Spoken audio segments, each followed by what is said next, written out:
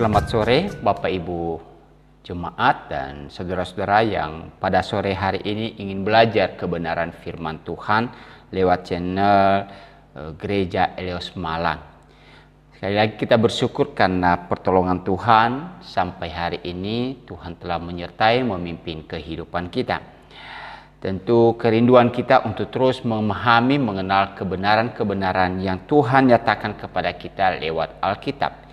Itulah sebabnya melalui Bible Study, Gereja Elios Malang senantiasa mengajarkan kepada kita hal-hal yang penting yang perlu kita ketahui lewat pendalaman kebenaran firman Tuhan. Dan sore ini kita akan terus mempelajari yaitu di dalam 2 Timotius.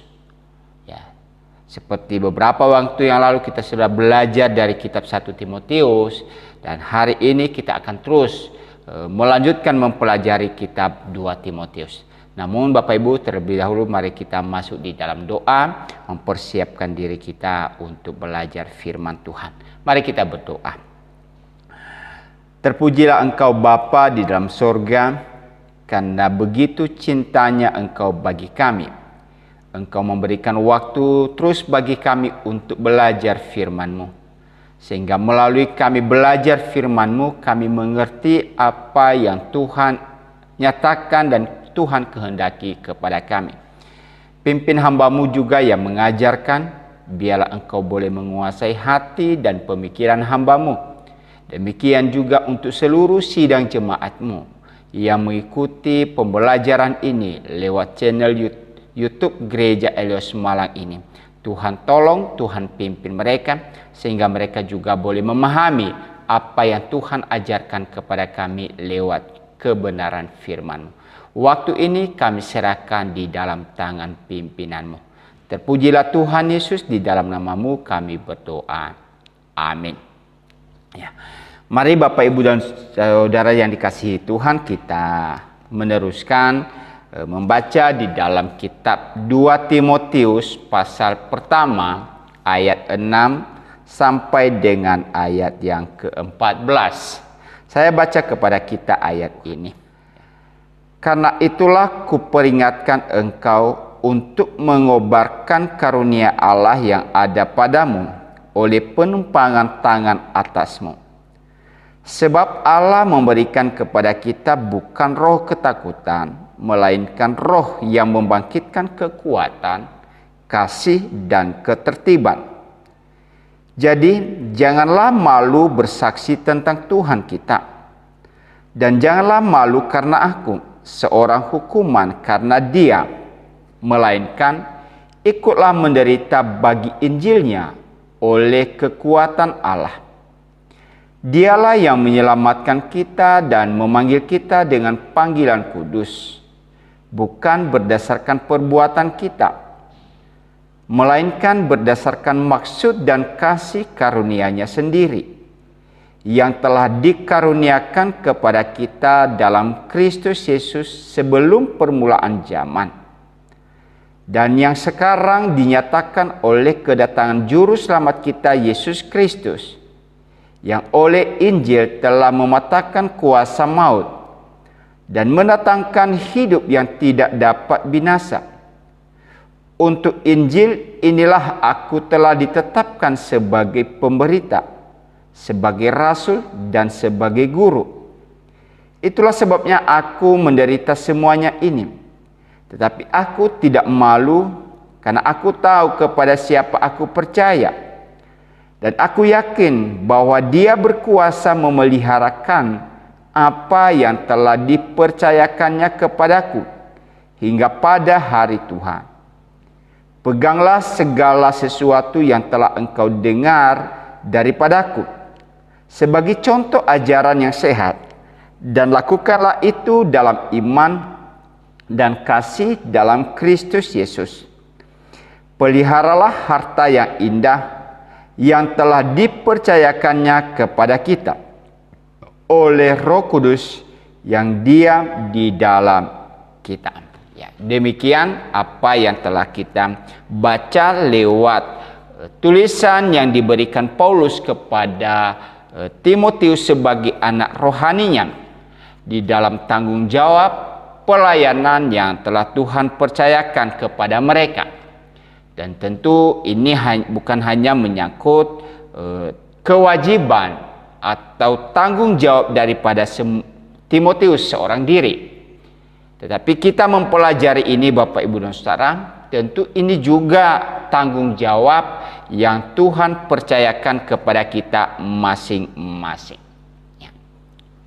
Tema kita pada sore ini adalah harta yang berharga. Di dalam pembelajaran kita sebelumnya, kita telah belajar tentang pentingnya pendidikan bagi seorang anak, sehingga ia boleh bertumbuh di dalam mengenal akan kasih Tuhan dalam hidupnya. Dan ini kita telah belajar daripada kehidupan seorang Timotius, sehingga ketika ia tumbuh besar, ia boleh dipakai oleh Tuhan untuk menjadi pelayan Tuhan yang luar biasa. Di satu sisi, ia dibimbing oleh Paulus. Ia dituntun, diarahkan, diajarkan oleh Paulus. Tapi kehidupan Timotius sebagai seorang pelayan Tuhan yang baik, ini tidak hanya karena didikan seorang Rasul Paulus, tetapi ini diawali dari bagaimana Timotius dibentuk, diarahkan, dituntun di dalam keluarga. Kita bisa melihat bagaimana peran daripada seorang ibu Timotius di sini, yaitu Eunike, dan juga bagaimana peran daripada seorang neneknya yang bernama Lois, yang terus mengajarkan kepada dia arti daripada kebenaran-kebenaran yang sesungguhnya, lebih-lebih di dalam iman di dalam Yesus Kristus. Jadi saudara-saudara yang dikasihi Tuhan, di dalam pembelajaran itu kita telah melihat bagaimana pendidikan agama, khususnya pendidikan agama Kristen, harus ditanamkan kepada anak-anak sejak dini. Kita tidak menunggu sampai mereka besar atau pada waktu mereka dewasa, karena itu sulit nantinya. Tetapi ketika mereka masih kanak-kanak, masih usia dalam kandungan pun, menurut penelitian dari pendidikan anak usia dini, maka pendidikan itu harus diterapkan atau diberikan, karena akan membawa dampak di dalam kehidupan mereka di kemudian hari. Dan di sore hari ini kita belajar tentang harta yang berharga. Saudara-saudara yang dikasihi Tuhan, kalau masing-masing kita mungkin memiliki konsep berpikir sesuatu hal yang sangat penting dalam kehidupan kita. Ada orang yang berpikir bahwa, dan kita tentu setuju dengan pendapat ini Bapak Ibu, yaitu keluarga itu adalah sesuatu harta yang sangat berharga. Karena di dalam keluarga kita bisa hidup bersama sebagai suami istri, dalam keluarga sebagai orang tua dan anak, dan di dalam keluarga kita banyak belajar, baik secara interaksi sosial antara satu dengan yang lain, dan nilai-nilai kebenaran, nilai kehidupan sosial, nilai kejujuran dan lain sebagainya. Kita bisa belajar dari keluarga, sehingga ketika keluarga itu menjadi keluarga yang baik dan harmonis, maka ini akan memberikan dampak pengaruh di dalam kehidupan sosial di luar lingkungan keluarga, kehidupan tetangga, bergereja, berjemaat, bermasyarakat dan lain sebagainya. Jadi penting sekali memiliki keluarga yang baik. Dan itulah sebabnya banyak orang senantiasa berusaha sedapat mungkin agar keluarganya menjadi tempat yang harmonis, tempat yang bisa dipakai dan mendapatkan kenyamanan daripada setiap orang. Ya. Mungkin ada juga orang berpikir bahwa harta itu adalah sebuah hal yang berharga. Ya. Kenapa Bapak Ibu dan Saudara? Karena dengan harta ia tidak lagi bingung tentang apa yang akan diwariskannya kepada anak-anak cucunya di kemudian hari. Itulah sebabnya tidak heran banyak orang berusaha dengan sekuat tenaga untuk mencari dan mendapatkan harta yang melimpah. Ya. Tentu ketika ini didasarkan pada cara yang benar, Bapak Ibu, tentu ini tidak salah sebenarnya ketika kita mencari harta, tapi dengan cara yang benar dan juga cara penggunaan yang benar. Ya. Saya sudah menyampaikan beberapa waktu bahwa tokoh-tokoh di Alkitab pun adalah orang-orang yang memiliki harta yang banyak dan mereka tidak dipersalahkan oleh Tuhan. Tetapi mereka bisa menggunakan apa yang telah Tuhan percayakan itu kepada mereka dengan baik. Ya. Mungkin ada hal yang lain Bapak Ibu dan Saudara. Ya. Ilmu. Ya. Ada keluarga yang mungkin dia berkata, aku tidak memiliki harta yang bisa saya wariskan kepada anak cucu. Tapi saya bisa menyekolahkan anak-anak saya, cucu-cucu saya kemudian hari. Sehingga kelak mereka menjadi orang yang berguna di kemudian hari. Ya. Ada banyak hal yang kita bisa lihat tentang sebuah harta yang berharga. Namun dalam konteks yang kita pelajari pada saat ini Bapak Ibu dan Saudara, apa itu harta yang berharga itu? Ya.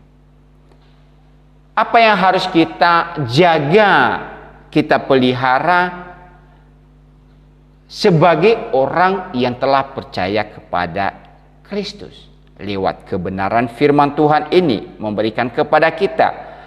Sebenarnya harta yang berharga itu adalah yaitu Injil tentang Kristus. Ya, itulah sebabnya Bapak Ibu dan Saudara, kalau kita membaca nasihat, dorongan, bimbingan daripada Paulus kepada Timotius, kalau kita membaca sekali lagi di dalam ayat 6. Karena itulah kuperingatkan engkau untuk mengobarkan karunia Allah yang ada padamu oleh penumpangan tanganku atasmu. Ya. Di sini Paulus menasihatkan dan memberikan dorongan kepada Timotius, yaitu untuk melakukan kewajibannya sebagai seorang pelayan Tuhan. Ya. Dan di dalam hal ini dia diingatkan, kuperingatkan engkau. Ya. Mengapa perlu Paulus mengingatkan Timotius? Ya. Kata di dalam hal ini mengobarkan Bapak Ibu dan Saudara seperti api dalam bara, yaitu ada semangat yang luar biasa. Ada sesuatu hal yang ia harus lakukan di dalam hidupnya. Ia harus melatih setiap apa yang telah Tuhan percayakan. Ya. Karunia, kemampuan, ya. Kecakapan, talenta yang telah Tuhan berikan. Ia harus gunakan itu dengan sebaik-baiknya. Ia harus memanfaatkan itu dengan baik. Ya. Setiap kesempatan-kesempatan yang telah Tuhan berikan, maka ia harus menggunakan waktu itu untuk apa? Untuk melayani, untuk memberitakan Injil. Ya. Itulah sebabnya di sini Paulus ingatkan, kuperingatkan engkau Timotius. Kenapa sekali lagi? Tentu tidak mudah di dalam melaksanakan tugas pelayanan. Ya. Kita tahu dan kita pernah belajar bahwa Timotius ini adalah seorang anak muda yang telah dibebankan sebuah tanggung jawab besar. Ya. Dan di dalam kehidupan sebagai seorang anak muda, ia harus mendidik warga jemaat, baik itu tua, baik itu muda maupun anak-anak. Ia harus melakukan itu. Dan kita tahu bahwa di dalam kebudayaan yang berbeda-beda, sulit bagi dia untuk mengingatkan mereka yang usianya lebih tua daripada dia. Karena di dalam kebudayaan Romawi, Yunani, itu tidak pantas bagi seorang muda untuk menasehati, menegur mereka yang sudah usia lebih tua daripada dia. Itulah sebabnya senantiasa di dalam hal ini membuat Timotius menjadi orang yang mudah putus asa. Bisa kehilangan semangat. Semangat yang dulunya kemudian menurun menjadi pudar. Tantangan demi tantangan yang dihadapi Bapak Ibu dan Saudara menjadikan Timotius menjadi seorang yang mudah lemah, putus asa dan lain sebagainya. Disinilah penting sekali Bapak Ibu, yaitu sebagai orang yang telah berpengalaman di dalam pelayanan, dalam menghadapi banyak persoalan, maka Paulus harus memberikan dorongan semangat. Paulus sebagai pembimbing rohani, ia harus menyemangati seorang Timotius ini agar ia tidak menjadi seorang yang mudah mengalami kekecewaan dalam tugas pelayanannya. Hal ini berguna kepada kita Bapak Ibu sebagai orang tua yang telah berpengalaman dalam kehidupan keseharian kita, dalam dunia kerja, ketika kita menghadapi anak-anak muda yang mudah putus asa, mereka-mereka yang pengalaman-pengalaman dalam kehidupan, menjalani berbagai macam hal, kurang pengalaman, maka sebagai orang tua, sebagai orang yang telah memiliki pengalaman secara rohani dalam menghadapi berbagai macam tantangan itu, maka kita perlu memberikan dorongan semangat. Tidak hanya bicara menyalahkan dan lain sebagainya, tapi kita dipakai untuk memberikan sebuah semangat, menyemangati. Itulah sebabnya kalau Paulus berkata di sini, kuperingatkan engkau untuk mengobarkan karunia Allah yang ada padamu. Kuperingatkan, diingatkan, diberikan semangat bahwa Timotius telah memiliki kemampuan yang telah Tuhan percayakan kepada dia. Ia harus menggunakan karunia itu. Ia tidak boleh menutupinya. Ia tidak boleh mengabaikan itu. Peran-peran ini juga penting di dalam tugas pelayanan kita di dalam gereja. Bagaimana kita bisa mendorong setiap bagian dalam tugas pelayanan. Mungkin mereka masih muda. Mungkin mereka kurang pengalaman. Maka kita yang telah berpengalaman di dalam hal-hal seperti itu, dalam menghadapi berbagai macam dilema dan tantangan itu, maka itulah sebabnya kita diberikan tanggung jawab seperti Paulus diberikan tanggung jawab untuk mengingatkan dan memberikan semangat. Bapak, Ibu, dan Saudara yang dikasihi oleh Tuhan, Paulus tahu situasi yang dihadapi oleh Timotius. Ia mengerti tantangan yang dihadapi oleh Timotius. Itulah sebabnya di dalam ayat 7 Rasul Paulus mengatakan kepada Timotius, Sebab Allah memberikan kepada kita bukan roh ketakutan, melainkan roh yang membangkitkan kekuatan, kasih, dan ketertiban. Ya. Artinya Paulus menyadari, memahami bahwa tantangan terbesar dalam menggunakan karunia-karunia Allah itu adalah ketakutan. Dan ketakutan itu berasal dari dalam diri kita, Bapak Ibu. Ya. Ketakutan itu muncul dari dalam. Ya. Dan ketika itu dimunculkan keluar, maka akhirnya apa? Kita melihat banyak tantangan, kita melihat banyak persoalan, kita melihat banyak situasi yang tidak menyenangkan. Akhirnya apa? Kita tidak lagi melakukan segala tugas-tugas yang telah Tuhan percayakan kepada kita dengan semangat yang luar biasa. Kalau konteks ini di dalam tugas pelayanan di dalam jemaat yang diberikan kepada Timotius. Tapi hal ini juga kita bisa terapkan di dalam kehidupan nyata. Di dalam kehidupan keseharian kita, Bapak Ibu dan Saudara. Sekali lagi, bahwa sering sekali yang menjadi tantangan terbesar bagi kita apa? Adalah faktor ketakutan yang kita bangun dari dalam diri kita. Takut memberitakan Injil kepada orang. Padahal belum tentu orang itu benci dan lain sebagainya. Takut untuk memberikan nasihat. Takutnya nanti dia tersinggung atau bagaimana. Takut untuk memberikan tanggapan dan lain sebagainya. Banyak hal yang akhirnya kita coba bangun di dalam konsep berpikir kita.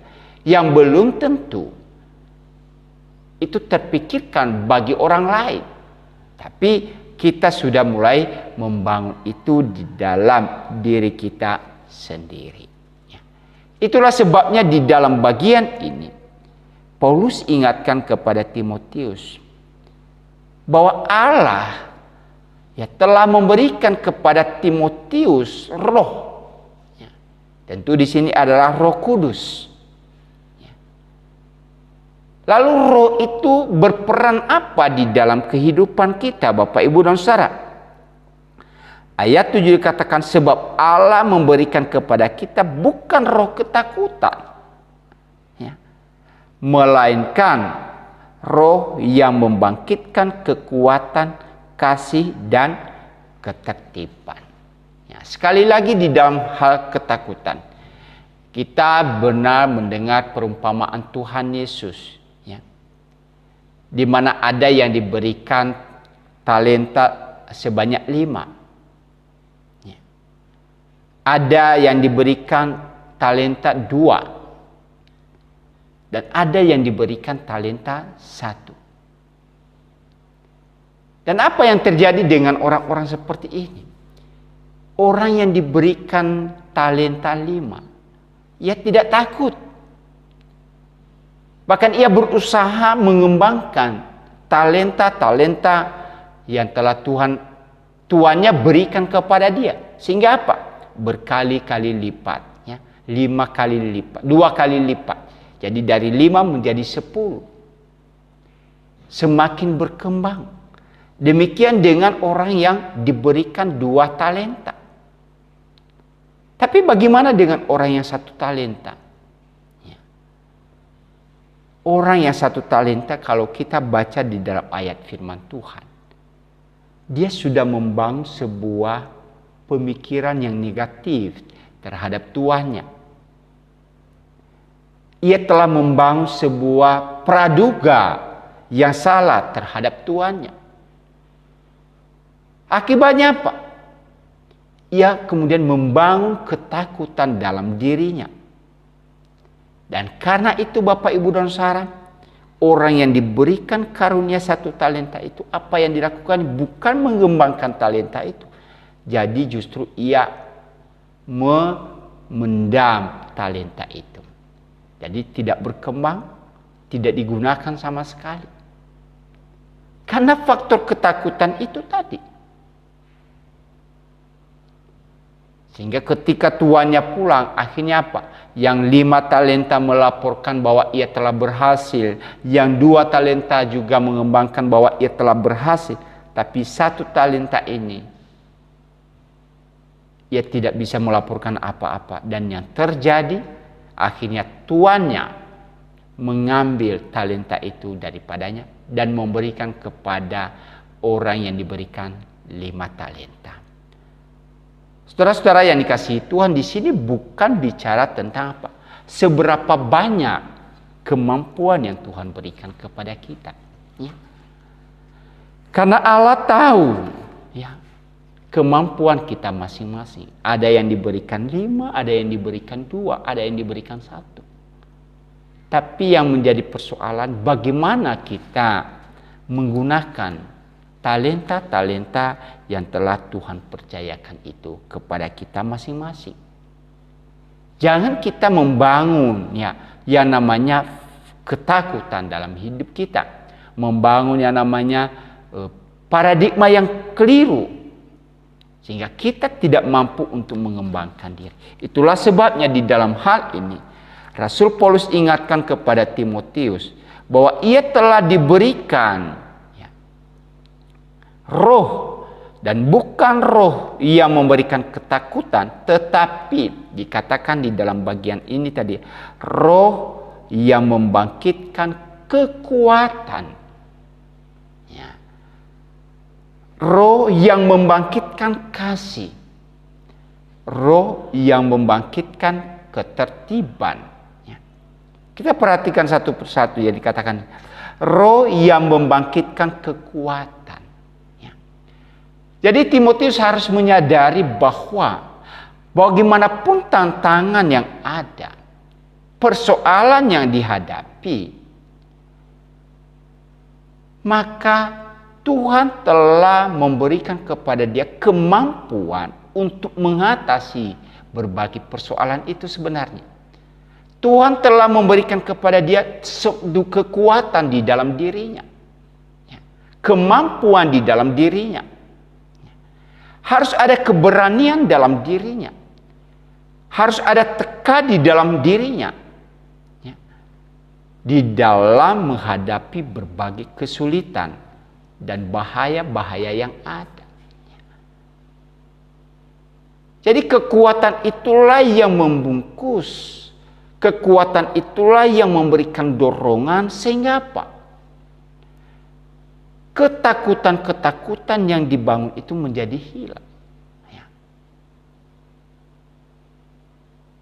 Sering saya sampaikan Bapak Ibu dan Saudara, berat tidaknya persoalan yang kita hadapi tergantung bagaimana kita memandangnya. Ya. Saya pernah memberikan satu ilustrasi kertas yang 1 lembar kalau kita ukur mungkin tidak sampai berapa ons dan lain sebagainya. Ya. 1 lembar kertas begini Bapak Ibu dan Saudara, ya, ringan. Tetapi ketika kita itu memegangnya, ya, dan kita pegang itu begitu lama, sehingga kita menjadi capek, lelah dan lain sebagainya. Jadi yang ringan tadi menjadi berat. Jadi sebenarnya bukan persoalan bagaimana tantangan itu, seperti apa masalah yang besar yang terjadi, tetapi bagaimana sikap kita ya di dalam menghadapi setiap persoalan itu. Makanya di dalam bagian ini roh yang membangkitkan membangkitkan kekuatan. Jadi ada sebenarnya kekuatan, ada. Makanya dikatakan di sini membangkitkan. Jadi bagaimana kembali ditumbuhkan ya, kemampuan-kemampuan yang ada itu. Ada karunia ada, tapi bagaimana kita menggunakan karunia itu? Ya. Di dalam pelayanan kita Bapak Ibu dan Saudara. Ya, di gereja misalkan. Masing-masing kita itu Tuhan memberikan karunia-karunia. Tetapi apakah kita bersedia menggunakan itu atau tidak? Atau tadi kita menutupi tentang apa? Oleh karena faktor ketakutan-ketakutan yang kita bangun dalam diri kita. Tentu itu yang menjadi persoalan kalau kita berhadapan dengan situasi seperti ini. Ya. Makanya Rasul Paulus ingatkan, Timotius, engkau diberikan Allah roh yang membangkitkan kekuatan. Ya. Kemudian apa? Roh yang membangkitkan kasih. Maksudnya apa? Ya, sekali lagi bahwa di dalam tugas pelayanan Timotius, ia berhadapan dengan orang-orang yang tidak saja menerima dia, tetapi juga memusuhinya, membenci dia. Di dalam pelajaran sebelumnya, bagaimana orang-orang yang mengajarkan ajaran-ajaran yang menyesatkan, dan itu tantangan yang dihadapinya. Tentu juga di dalam hal ini, orang-orang itu bukan hanya menyalahkan tentang pengajaran Timotius, tapi juga mengintimidasi Timotius. Mungkin saja mereka memusuhi dia, bisa saja mereka membenci dia, dan lain sebagainya. Tapi di sini diingatkan Bapak Ibu dan Saudara, kita telah diberikan roh yang membangkitkan kasih. Ya. Jadi ketika kita berhadapan dengan tantangan-tantangan yang ada itu, baik itu dari luar, bahkan di dalam kehidupan jemaat, maka hal yang perlu kita bangkitkan dalam hidup kita adalah kasih. Artinya apa Bapak Ibu? Harus ada penerimaan. Ya. Kasih itu bicara tentang bagaimana kita harus bisa menerima orang di dalam segala kelemahan, keterbatasan. Ya. Sekalipun mereka menjadi musuh bagi kita, tetapi kita harus bisa mengasihi mereka. Ya, teladan yang diberikan Yesus kepada kita adalah teladan kasih. Demikian juga Rasul Paulus mengingatkan kepada Timotius bahwa ia juga memiliki kasih. Berhadapan dengan orang-orang yang membenci Rasul Paulus, yang memenjarakan dia, maka ia terus mengasihi mereka. Nah, inilah yang didorong kepada Timotius. Kalau dia harus berhadapan dengan tantangan itu, maka ia tidak boleh tumbuh rasa kebencian, ketidaksukaan, dan lain sebagainya. Karena kalau hal itu terjadi, maka ia tidak bisa melakukan tugas pelayanannya dengan sebaik-baiknya. Tapi ia harus menumbuhkan kasih. Ya, kenapa itu nanti ditumbuhkan kasih? Di dalam pembelajaran lanjutan atau di dalam slide berikutnya kita bisa tahu nanti kenapa harus dibangkitkannya namanya kasih itu. Ya. Makanya dikatakan di sini kita diberikan roh yang membangkitkan kasih. Ya. Ada kasih tapi harus dibangkitkan. Ya. Kemudian apa? Roh yang memberikan ketertiban. Di dalam hal ini bagaimana ia harus bisa tenang di dalam berhadapan dengan situasi-situasi yang sedang terjadi. Ya. Roh yang membangkitkan ketertiban, ketenangan. Ya. Kalaupun ada persoalan, maka itu harus dicari solusi yang terbaik dengan cara berpikir yang benar. Di dalam bagian ini Bapak Ibu dan Saudara, banyak persoalan-persoalan yang dihadapi oleh Timotius. Tetapi disinilah peran daripada Rasul Paulus untuk memberikan semangat kepada dia agar ia tidak mudah putus asa. Semangatnya tidak boleh menjadi pudar. Semangatnya tetap harus berkobar-kobar. Ya. Dengan ia menggunakan setiap kemampuan yang telah Tuhan percayakan kepadanya. Kenapa sekali lagi? Hal itu harus dinyatakan dan dimunculkan di dalam kehidupan kita. Di dalam ayat 8. Jadi janganlah malu bersaksi tentang Tuhan kita. Dan janganlah malu karena aku seorang hukuman karena dia. Melainkan ikutlah menderita bagi Injilnya oleh kekuatan Allah. Dia yang memanggil kita, ayat 9. Dialah yang menyelamatkan kita dan yang memanggil kita dengan panggilan kudus. Bukan berdasarkan perbuatan kita. Melainkan berdasarkan maksud dan kasih karunia-Nya sendiri. Di ayat 10 yang sekarang dinyatakan oleh kedatangan juru selamat kita Yesus Kristus yang oleh Injil telah mematahkan kuasa maut dan mendatangkan hidup yang tidak dapat binasa. Artinya apa Bapak Ibu dan Saudara? Nah, tadi saya sampai kenapa harus bisa memunculkan roh yang membangkitkan kekuatan, kasih, ketertiban. Jadi ini berkaitan dengan hal yang sangat berharga yang Tuhan percayakan kepada kita. Yaitu apa? Injil. Ya. Rasul Paulus menasihati Timotius untuk berani bersaksi tentang Injil. Dan bukan hanya berani bersaksi tentang Injil, tetapi juga harus berani menderita karena Injil. Ya. Injil Kristus adalah sebuah kesaksian tentang Yesus. Jadi sekali lagi kalau kita belajar tentang Injil, maka kita sedang menyaksikan tentang Kristus. Apa yang dilakukan oleh Kristus bagi kita. Apa yang telah dikerjakan Kristus bagi kita. Bagaimana Kristus melakukan sesuatu hal yang sangat berarti dalam kehidupan kita. Bagaimana ia mentransformasi kehidupan kita. Itulah sebabnya ketika Paulus mengatakan kepada Timotius, aku tidak malu. Kenapa? Ia telah mengalami kuasa Injil itu dalam hidupnya. Ya. Ia telah mengalami karya Tuhan dalam hidupnya. Bagaimana Tuhan mengubah hidupnya. Bagaimana Tuhan menuntun hidupnya. Bagaimana Tuhan memproses kehidupan seorang Paulus.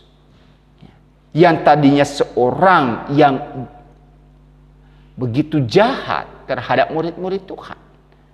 Tapi sekarang Tuhan mengubah hidupnya. Sehingga ia menjadi seorang pekabar Injil yang luar biasa. Tuhan memproses hidupnya. Dan di dalam pengalaman itulah yang coba ia bagikan kepada Timotius, agar Timotius tidak malu untuk menyaksikan perbuatan-perbuatan Allah dalam hidupnya. Itulah sebabnya Bapak Ibu dan Saudara, kita telah mengalami kuasa Tuhan dalam hidup kita, maka tidak ada alasan bagi kita untuk malu bersaksi tentang karya Tuhan itu. Masakan kita yang telah diselamatkan, kita telah dipelihara oleh Tuhan, kita telah diberkati oleh Tuhan. Malah kita malu untuk menyaksikan karya Tuhan dalam hidup kita. Ya, tentu tidak. Seandainya misalkan kita punya anak, punya saudara berhasil dalam hidupnya, pasti kita bersaksi. Wah, saya punya anak, saya punya saudara, saya punya keponakan, saya punya keluarga. Dalam hidup mereka berhasil di dalam segala hal. Baik dalam pendidikan mereka, dalam kehidupan pekerjaan mereka, dan lain sebagainya. Karena sifatnya hal-hal yang positif dalam hidup ini, maka kita berani bersaksi. Kecuali kalau sesuatu itu memalukan diri kita sebenarnya, maka mungkin wajar bagi kita untuk tidak bersaksi tentang hal itu. Kenapa? Memalukan hidup kita. Tapi kalau sesuatu itu yang positif, mendatangkan kebaikan dalam hidup kita, maka sudah sewajarnya kita menyaksikan hal itu. Demikian yang dilakukan oleh Paulus. Dia berkata, jangan malu bersaksi tentang Kristus. Saksikanlah karya Kristus yang telah melakukan segala sesuatu dalam hidup ini.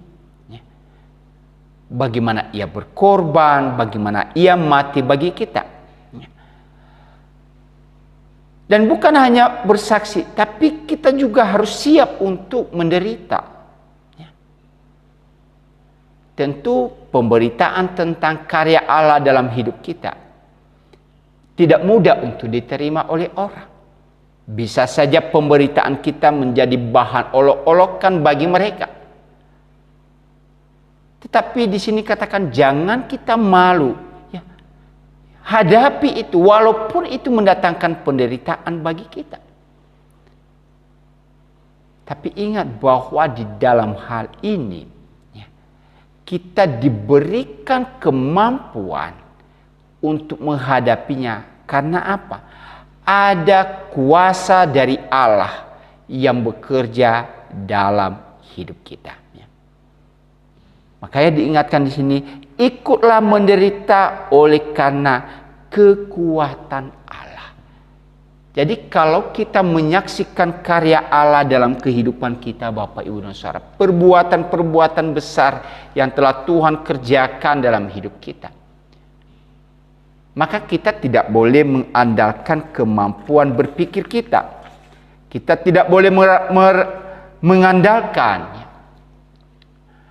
pengalaman-pengalaman hidup kita, kepintaran kita, kuasa kita. Karena itu ada batasannya. Tetapi di sini katakan apa? Kekuatan Allah. Ya. Kuasa daripada Allah itulah yang memampukan kita menghadapi berbagai persoalan dan tantangan yang ada. Kalau kita membaca di dalam segala 1 Korintus 10 ayat 13, saya baca kepada kita 1 Korintus pasal 10 ayat yang ke-13, dikatakan di dalam firman Tuhan, pencobaan-pencobaan yang kamu alami ialah pencobaan-pencobaan biasa yang tidak melebihi kekuatan manusia. Sebab Allah setia dan karena itu Ia tidak akan membiarkan kamu dicobai melampaui kekuatanmu. Pada waktu kamu dicobai, Ia akan memberikan kepadamu jalan keluar sehingga kamu dapat menanggungnya. Jadi dalam hal ini Bapak Ibu dan Saudara, kita diberikan kemampuan oleh Tuhan untuk melewati berbagai macam penderitaan-penderitaan yang terjadi. Selanjutnya, kenapa harus diberikan roh yang membangkitkan kekuatan, kasih, dan ketertiban itu? Tujuan daripada pemberitaan Injil adalah keselamatan. Tujuan daripada apa yang Tuhan sampaikan di dalam pemberitaan Injil adalah demi keselamatan. Kita tidak boleh merasa takut untuk menderita bagi apa yang kita harapkan, kan? Ya, kita berharap tentang sesuatu ke depan, masa depan kita yang baik, masa depan kita yang cerah. Ya. Maka kita akan siap untuk menghadapi penderitaan seberat apapun. Seorang yang belajar misalkan, seberat apapun pelajaran yang dia ikuti, maka ia akan harus benar-benar fight. Ya. Kenapa? Karena ada sesuatu yang ia harapkan ke depan. Kita yang telah bekerja, kan ada sesuatu yang kita harapkan ke depan. Ya. Kehidupan yang lebih baik. Maka kita akan berusaha sekuat tenaga, bekerja semaksimal mungkin. Ya, di dalam bekerja itu Bapak Ibu, tentu ada banyak penderitaan yang kita hadapi. Tapi kita tidak akan pernah malu untuk hal demikian. Kenapa? Itu sesuatu hal yang membangun bagi kita. Itu sesuatu hal yang berarti dalam kehidupan kita. Demikian halnya di dalam hal berkaitan keselamatan itu. Adalah sesuatu yang berharga. Itulah sebabnya Rasul Paulus ingatkan bahwa kita tidak boleh malu untuk mewartakan hal-hal itu bagi dunia ini. Selanjutnya dikatakan, bukan saja untuk keselamatan kita, tetapi berita Injil itu juga dirancang untuk menguduskan kita.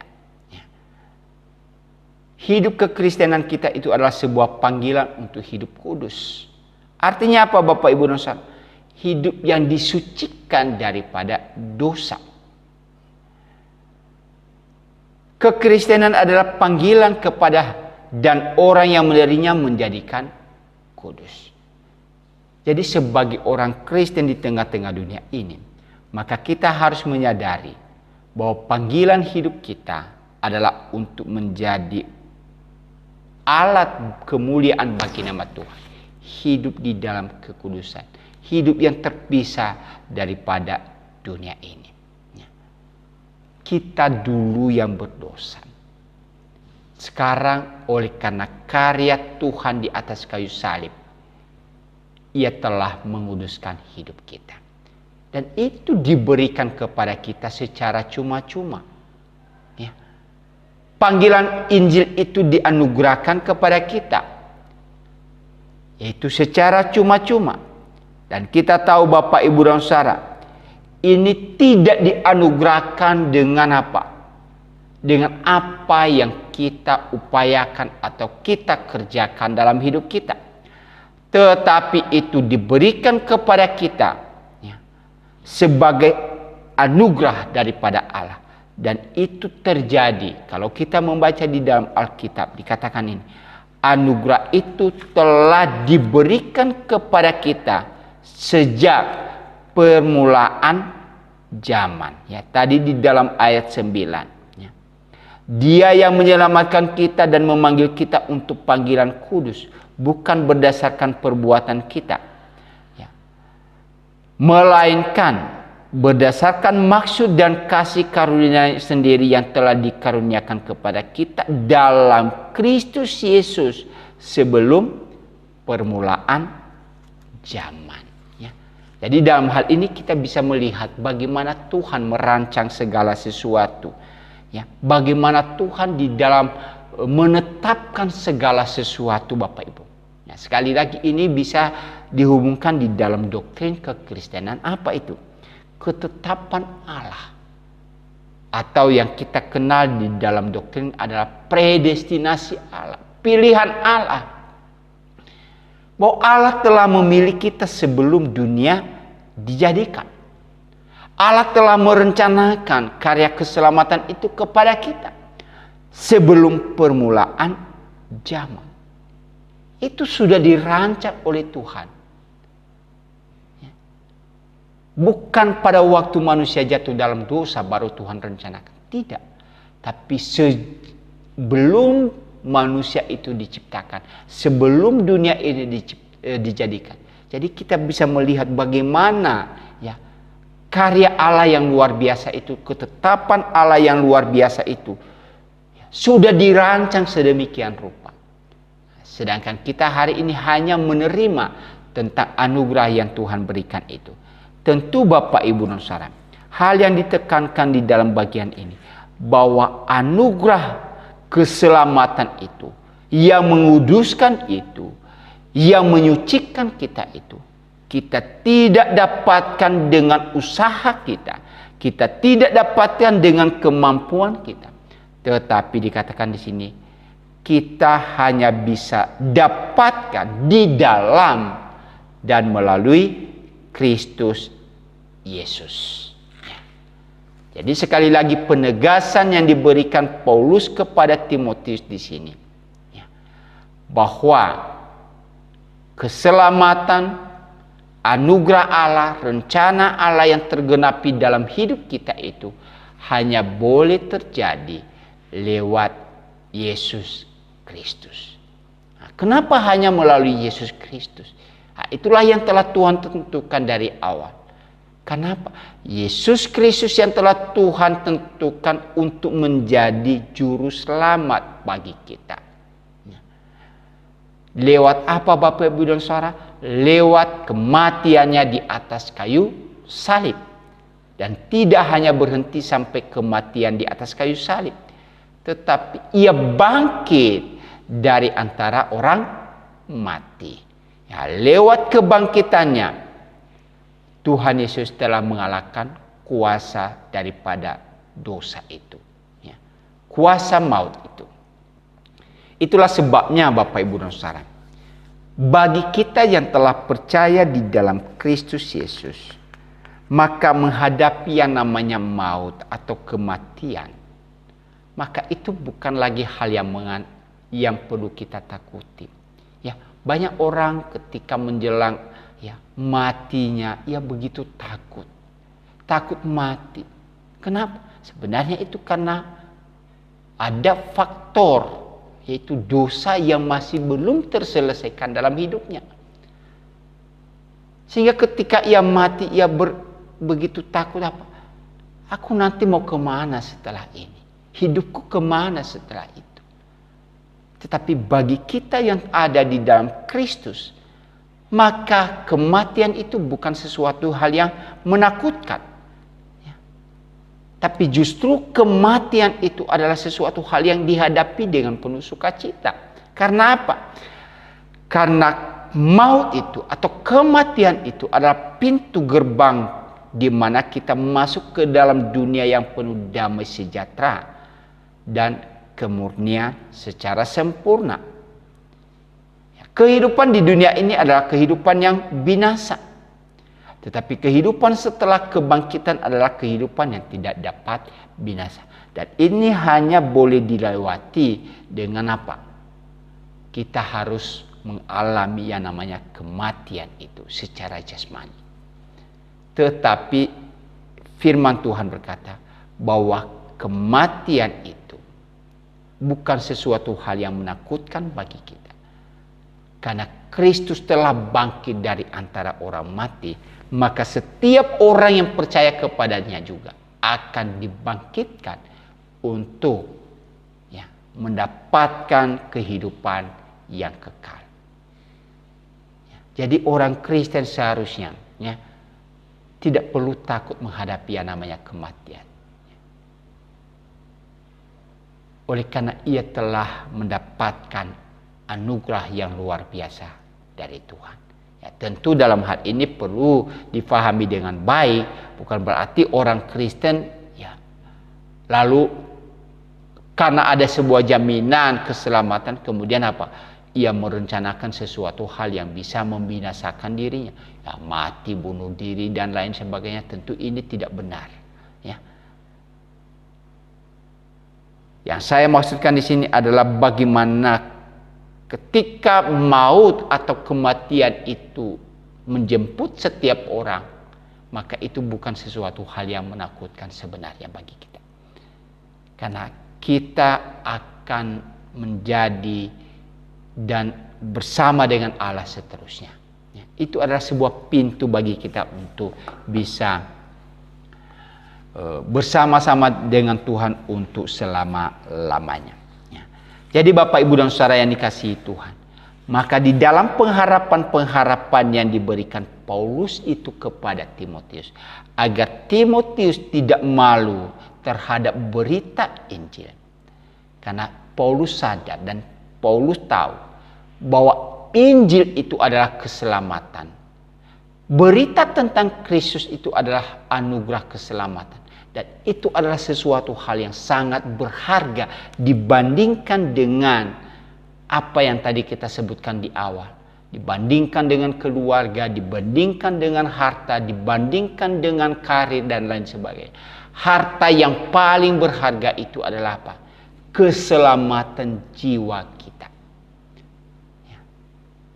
Bagaimana kita nanti setelah mengakhiri perjalanan hidup kita di dunia ini.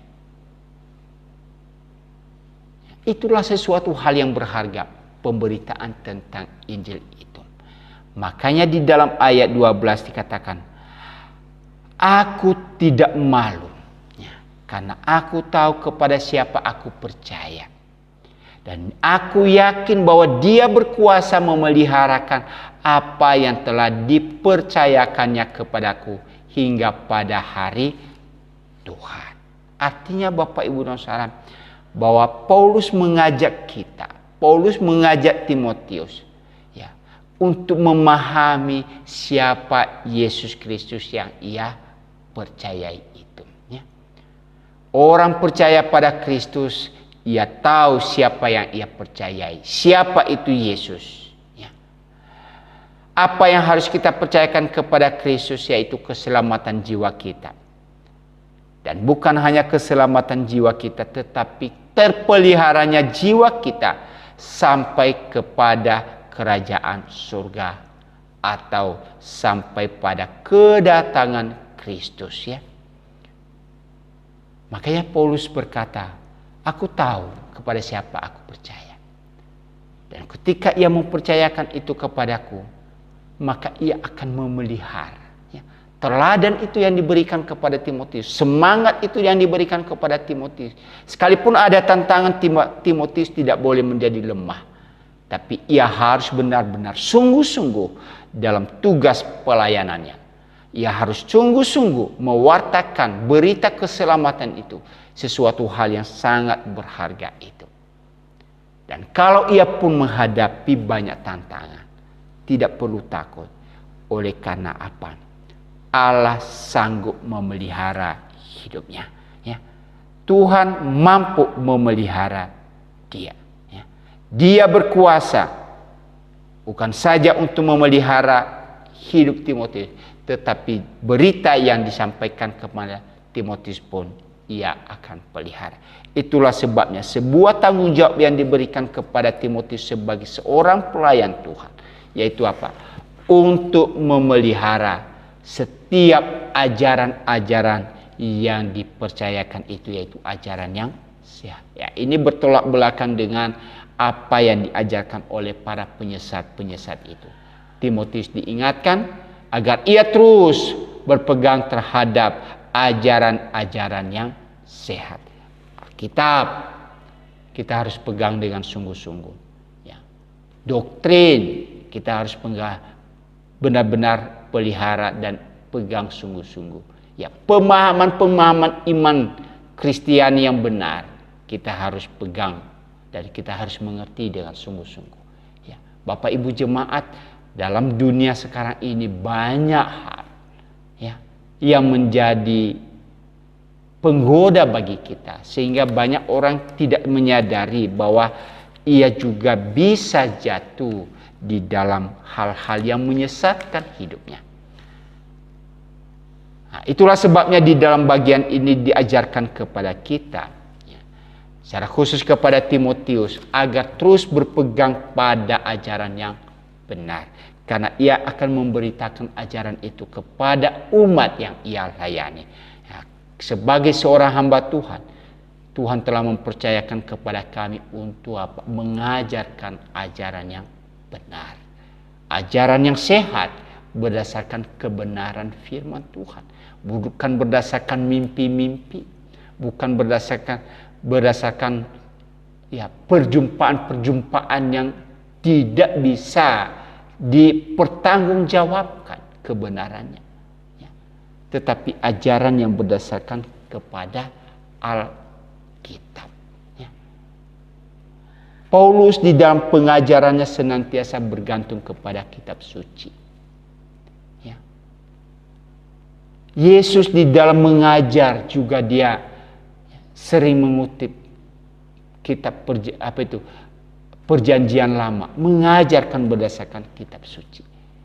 Sebagai seorang pelayan Tuhan sampai hari ini, maka kalau ia harus mengajarkan ajaran yang sehat, maka ia harus apa?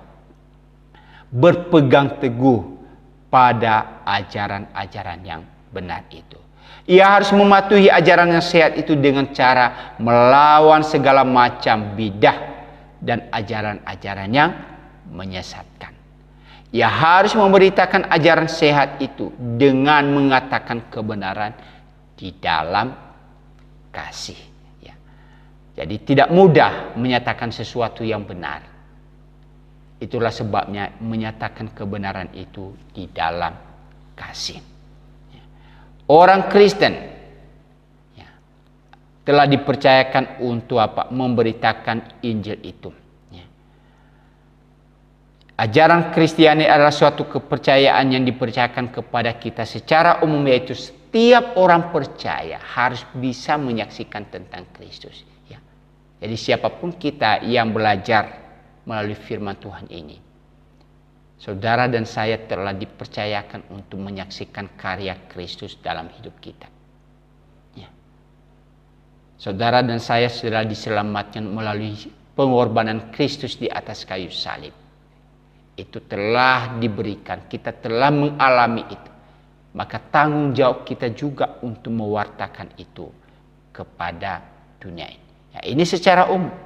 Tetapi juga kepada hamba-hamba Tuhan yang telah dianugerahkan ya, kepercayaan khusus seperti di ayat 11. Untuk Injil inilah aku telah ditetapkan sebagai pemberita, sebagai rasul, dan sebagai guru. Ya.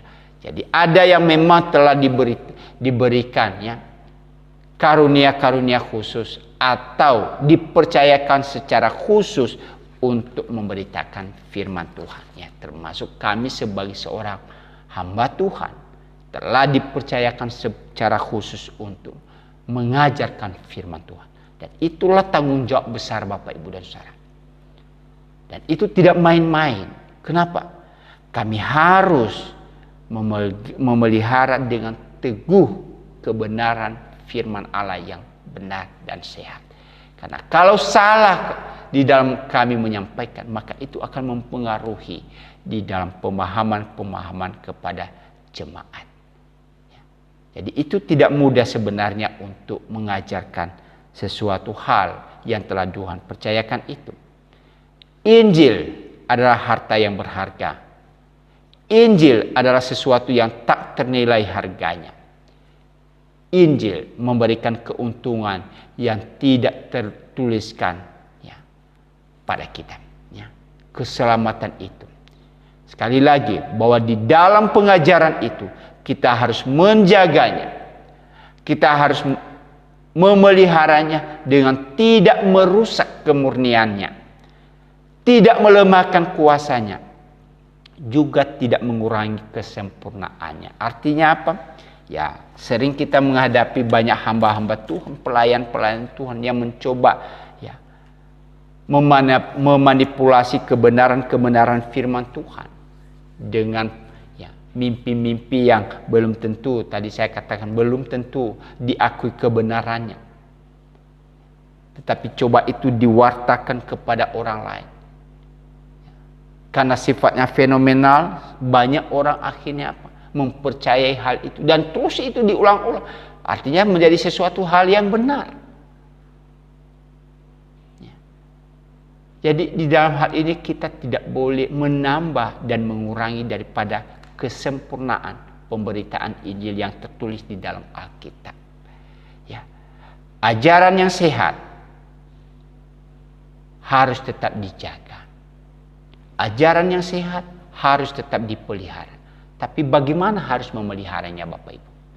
Dalam firman Tuhan dikatakan di sini, ayat 14, peliharalah harta yang indah yang telah dipercayakannya kepada kita oleh Roh Kudus yang diam di dalam kita.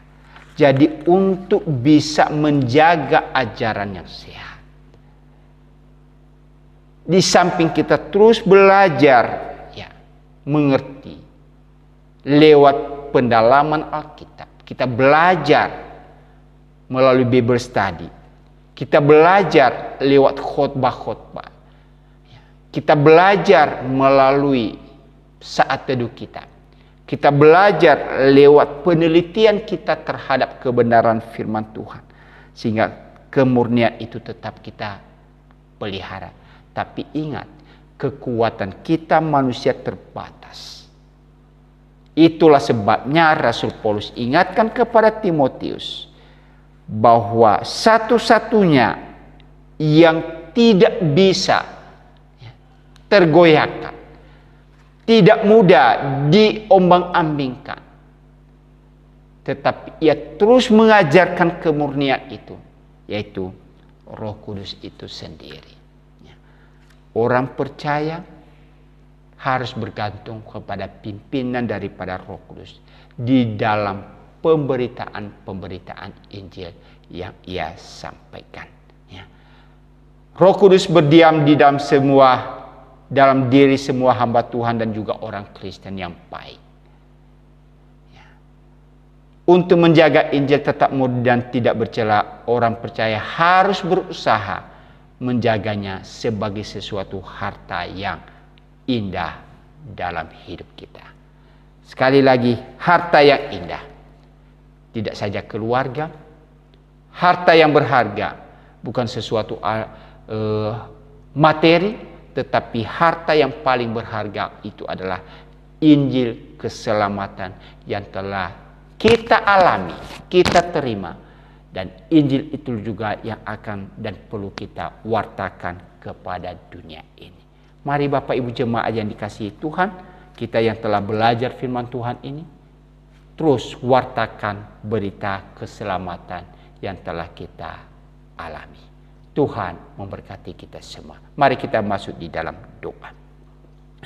Terima kasih ya Tuhan, bahwa Engkau telah memberikan kami Injil keselamatan.